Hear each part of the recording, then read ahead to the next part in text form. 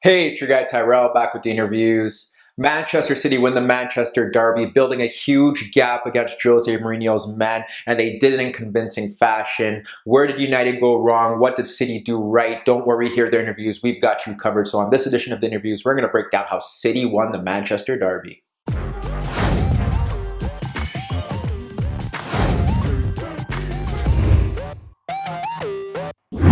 So before we get into today's video, don't forget to give our video a thumbs up if you do enjoy it. The bell below does give you notifications regarding our organic, unfiltered soccer/footy analysis. And don't forget to subscribe to our channel. In today's video, we're going to break down the first half, see what City did right, how they were able to take the lead going into halftime. Then get into the second half, see how City were able to push ahead, what United did to claw back, and how City were able to kill off the game. But first, let's get to the starting lineups. We have United in more of a 4-3-3 that dropped into a 4-5-1. Rashford up front, Lingard and Martial out in the wider areas. In midfield with no Paul Pogba, they went with Fellaini, Herrera, and Matic. Then we get to City, 4-3-3 as well, 4-1-4-1. Aguero up front, back into the starting lineup, out in wide areas, and with Sterling and Mahrez.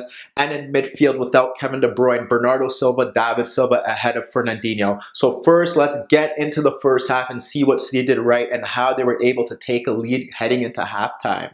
So when we look at the first half, we have City, we have United, both sides playing identical systems to an extent. United looking to disrupt in midfield. They have Matic to the right, to the left to ensure that he stays on Bernardo. They had Herrera basically tracking Silva's movement throughout. They had Fellaini, who could obviously drop in and offer another aerial presence if they look to deliver crosses into the box. He could step forward and press Fernandinho if he did push forward. They had Martial and they had Lingard out in more narrow positions initially, trying to ensure that City couldn't play through the lines, because then you have Laporte and you have Stones that are looking to push forward, and you had Rashford kind of sitting on Fernandinho. If Rashford looked to press the center backs, you'd have Fellaini step in to ensure that Fernandinho couldn't get on the ball. That is what United wanted. That is what they were going with, but they had issues there. Eventually, it became more of a 4-5-1. Rashford had issues picking up Fernandinho, as we saw City's best spell within the opening 10 minutes. Fernandinho was involved in some of their better chances, so that was key. With Silva playing a bit higher and Herrera looking to track him, what Silva often did was drop off a bit deeper, and that really helped out. We also had Aguero dropping into midfield or pushing out to the left-hand side, so that occupied Herrera. But basically what had happened was that Silva wanted the ball in between Lingard and Herrera. Sometimes he posted up towards Young, as did Aguero. And what happened here is that Sterling was often tucking in more central as well, and that created space for Mendy to push forward, whereas Walker stayed narrow. Bernardo was narrow and often looked to get into space behind Matic or to either side of him, which meant that it would be 1v1 with Mahrez holding the width, and he was trying to beat Luke Shaw. That was how City were looking to go about things. Obviously, if you have one man on Fernandinho, even if you don't, Laporte and Stones are going to look to push forward. They are ball-playing center backs. That is what City were trying to do there as well. But when you look at how City were looking to defend without the ball, it was pretty simple. They dropped off into more of their 4-5-1. They weren't really pressing as aggressive, but we did see moments where we had Bernardo working hard to win the ball back. We had Sterling working hard to win the ball back. We'll get to some of their key moments against Herrera in a bit, but their wider players were working hard. One of their biggest worries was that Luke Shaw could possibly get the better of Mahrez, who isn't renowned for tracking back, and we'll get to that as well. And when we look at it, they were looking to play that 4-5-1. Aguero presses one center back. If it's out to the right, then you would have Silva pushing forward to the left to mark out the other center back, and vice versa. If Aguero's out to the left, you'd have Bernardo pushing forward. But United didn't really create any chances. They didn't really offer much going forward. Although they had the counter-attacking players, they just couldn't get in behind City's line, and whenever they looked to push forward, Fernandinho was stepping in to make vital tackles. Bernardo was booked for making a cynical tackle. They were breaking up play before United could even get forward. Two chances where it looked like United really did get into good positions, besides Lingard clipping the ball into Smalling, who nodded his effort over the net.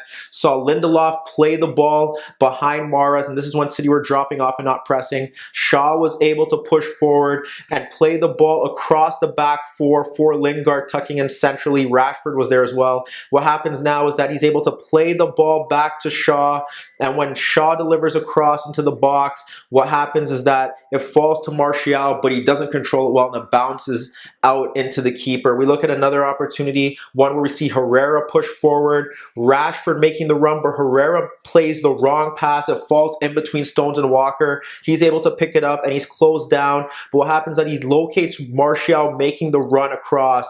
He's able to split the defense. Martial looks like he's about to break free, but Fernandinho comes across to make a vital tackle. We break it up as a whole. Obviously, United were looking to play more deeper, trying to really compact the space, ensure that City couldn't dominate areas that they didn't want them to get into in the final third between the lines. But this was about City. This was about how they were able to really dominate the first opening 10 minutes, which set the tone for the first half, and they were in a bit of more of a cruise control. So we'll get to that, and we'll see how City were able to dictate the first 10 minutes, take the lead, and then able to settle out in the first half, and what other aspects they were able to exploit against United going into halftime. So City's dominance in the first half spanned in the opening 10 minutes. When we look at it, a lot of factors come into play, but City were dominant in various areas, and it was down to the roles of various players, one of them being Fernandinho. When you look at it, you have Fernandinho just ahead of the center backs. Rashford is tasked with covering him. That's what Mourinho wanted. But when you think about it, Laporte and Stones could harm you if they push forward, because they have the ball playing skills to offer creative options, and they're able to find that pass. So technically you have a triangle there, and Rashford has to cope. So sometimes Rashford would pinch, or when City would move the ball quick, Fernandinho was able to push forward. We look at one of the opening chances where it's just Bernardo Silva finding space to the left of Matic. Fernandinho is able to pick that pass out to him. He gets in behind Matic, and this is not a surprise because we've seen teams expose Matic to the left and right of him, and he's struggled there. So that pass is played out there. Bernardo's able to run at goal, and he bends his effort inches wide of the net.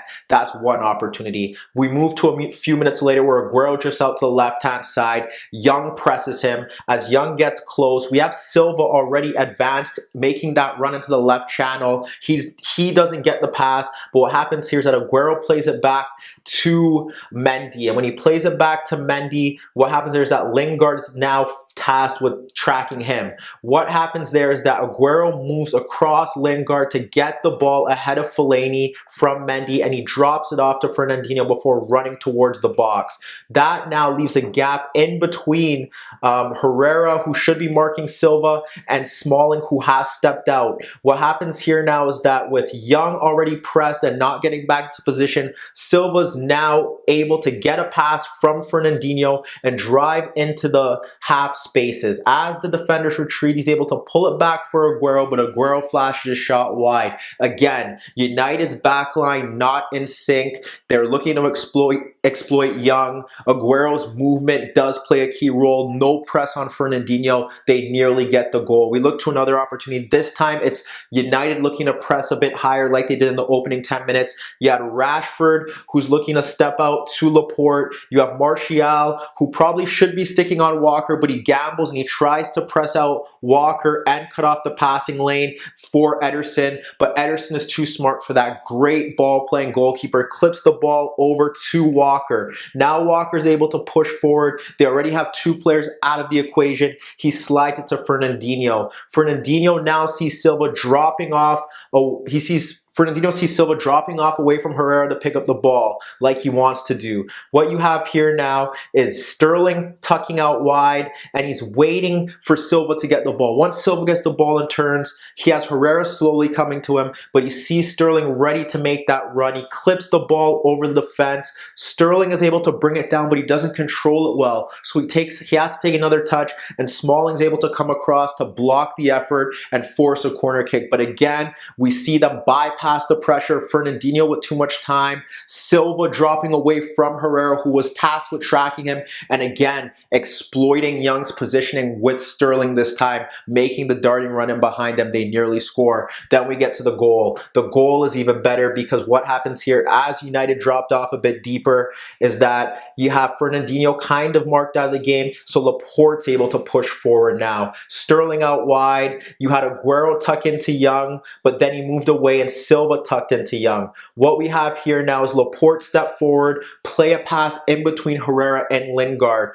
Obviously, Silva's held up by Young, but he's able to easily transition that ball and swing it out to Sterling. Lingard comes across. When Lingard comes across now, Sterling still not closed down well, able to clip a superb cross to the far post. What happens is that Shaw misjudges it. Bernardo's able to pick it up at the back post. Aguero's darting run is key because he drags both center backs out of position. And when Bernardo clips the ball across goal, we see Herrera not tracking Silva. Silva picks it up, cuts back in, fires the shot from point-blank range past De Gea. City are up 1-0. If City were able to continue those passing moves, quickly maneuvering the ball from side to side, this game could have been out of sight, but they kind of slowed down the tempo. They allowed United to get back into shape. They kind of allowed United to stay in the game, but they did have another route of really trying to, flustering United and getting into good areas, and that was through pressing Herrera. On 3 separate occasions, we saw Herrera at the left-hand side, on the right-hand side, near half, dispossessed by Sterling, who broke free on goal, but Herrera tracked his run well and was able to make a tackle. Then we had him move more central. Aguero nipped him, ran forward, runs at the center backs and Fellaini, but slips and falls.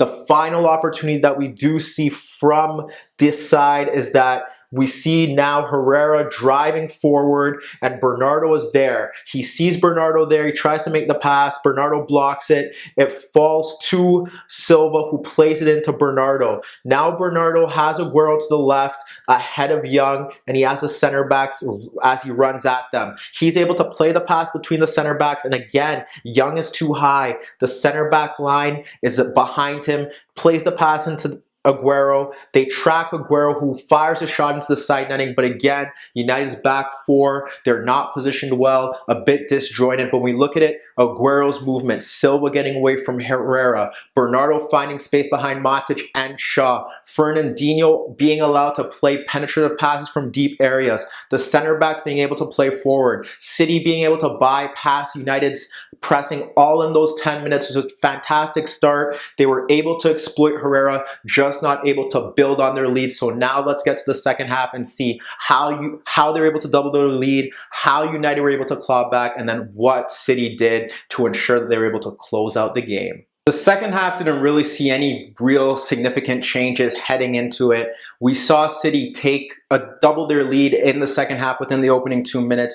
That stemmed from a simple mistake. It's De Gea stepping up to take a quick free kick. He plays it into Lingard. But what happens there is that Lingard's first touch is very poor. Fernandinho is able to step into him. And what happens there is that Bernardo's able to bypass Matic and play the ball into Aguero. Now Aguero is able to run at the back 4, and what happens is that Mahrez makes a darting run into a central area and drags out Luke Shaw. Once he does that, what happens is that Aguero running at Lingard is able to play it into Mahrez and get it back, and once he gets it back, there's nothing Lindelof could really do. Aguero controls it and fires a stunning effort past De Gea, nothing that he could really do about it, and City are up 2-0. So it looks like just from a simple mistake, City doubled their lead, and now United have to push forward. But City had another opportunity, and it still stemmed from the same issues that they had in the first half. It's David Silva dropping off. It's David Silva playing it to Fernandinho. Fernandinho not picked up. And when he's not picked up, again, you see him locate the run of Raheem Sterling running off Ashley Young. And what happens there? Sterling from outside in makes that run, controls the ball. Smalling's able to come over. Sterling should have hit it first time, but he decides to control it. Now he's 1v1 with Smalling, who holds him up. Herrera drops in, and they're able to clear their lines. But again, City just looked like they had too much time on the ball, too much space, and they were going to make United pay. Mourinho turned to his bench. He brought on Romelu Lukaku. He ended up taking off Lingard, and what happens there is that by taking off Lingard, you push Rashford out to the right hand side. Within less than a minute, you have the ball switched out to Martial. What happens here is that you have Walker step to him. Now with Walker stepping to him and closing him down, Martial plays the ball into half space around him. Lukaku runs across the two center backs, and that was one of the first real scares that City had. But again, it shouldn't lead to this. Ederson comes off his line and ends up taking out Lukaku. And this is the second consecutive time we've seen Ederson commit a foul like this that leads to a penalty kick. Martial steps up to the spot. He converts it. United are back into the game. Shortly after that, we end up seeing Luke Shaw run past Mahrez, drive forward. Fernandinho was forced to take him out, and it looked like Pep Guardiola was worried about that. What he ended up doing was he took off Mahrez, he brought on Sané, pushed Sané to the left, Sterling to the right, and now you still have that 4-3-3. But what happens here now is the fact that you have someone that could hold off Shaw. What ended up happening for the most part was that when they had the ball, Sterling was moving out left, and you saw Bernardo kind of drift out into that right-hand side. There were spells where that did happen, but for the most part, that was where City were going with that. And then on the left-hand side,